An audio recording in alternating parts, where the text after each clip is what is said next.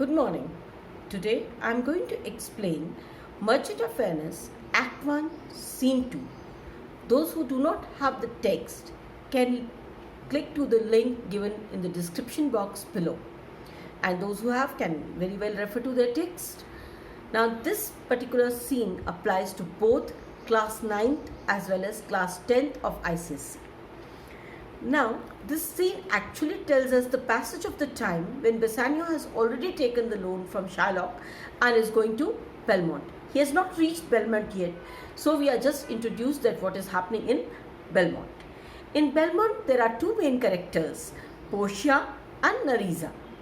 Portia is the rich heiress who has inherited all the wealth from her father, and Nerissa is the maid in waiting. Now, maid in waiting is not exactly the servant, but is the servant as well as the companion.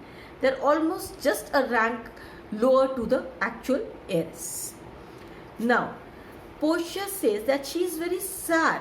She is very melancholic mood, and initially when we had started the play, Antonio also was shown in a sad and melancholic mood.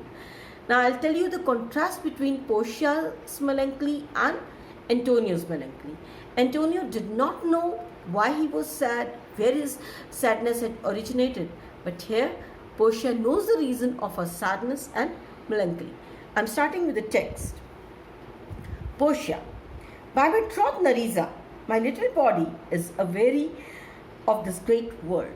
She says, by truth Nerissa, in reality, I'm very tired of this world. I'm sick of it. I'm very sad. I'm not happy about the things which are happening with me. And just see how Nerissa consoles her. You would be, sweet madam, if your miseries were in the same abundance as your good fortunes are. And yet, for aught I see, there are as sick that surfeit with too much, as that starve with nothing. It is no mean happiness, therefore, to be seated in the mean. Superfluity comes sooner with white hairs, but competency lives longer. Now she says, you would be sad, sweet madam, if you have that much of abundance.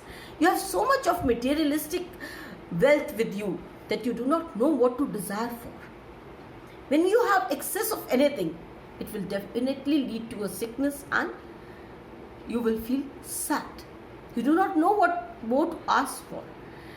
Then she says, any person who has excess falls sick and dies early than the one who is starving for something, who is hungry for something.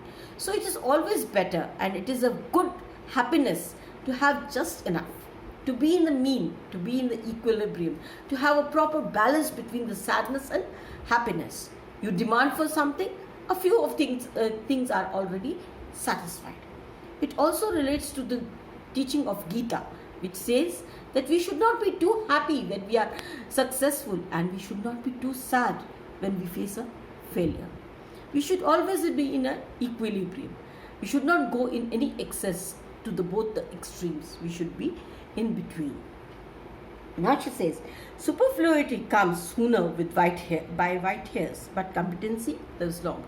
That one who has excess of everything will sooner have white hairs, will sooner die, and the one who has just enough will live longer. Portia, good sentences and well pronounced. Now Portia says that your advices are very good and you have also worded them or coined them very nicely. It shows us that Portia has the legal knowledge too much.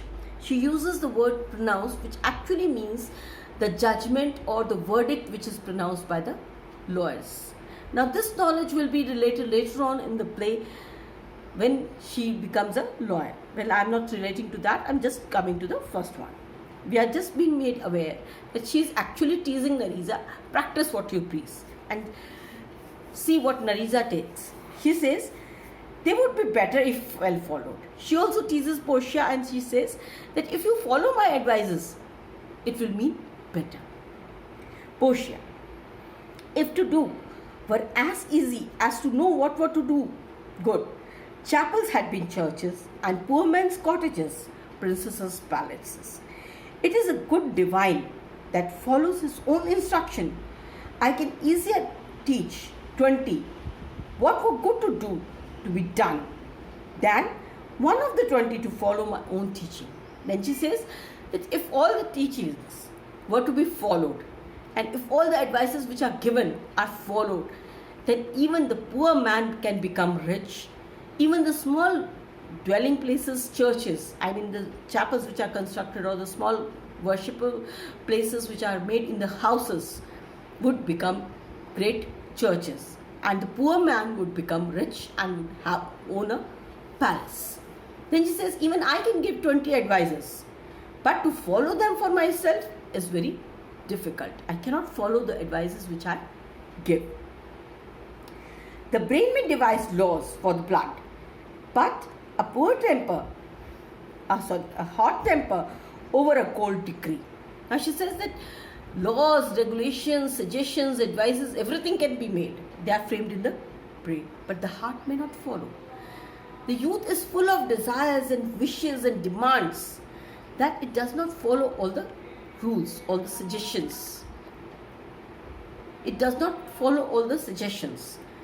Now, she says, a hot temper leaps over a cold decree. That desires are so powerful that they are leading to a cold decree, that all the rules and regulation becomes nullified. Such a hair is madness youth. To skip over the meshes of good counsel the cripple. The heat of the desire or the passion of the youth leads to a person to disobey, to go against the rules, and then all the rules and regulations, all the advices, all the suggestions become lame. They become crippled.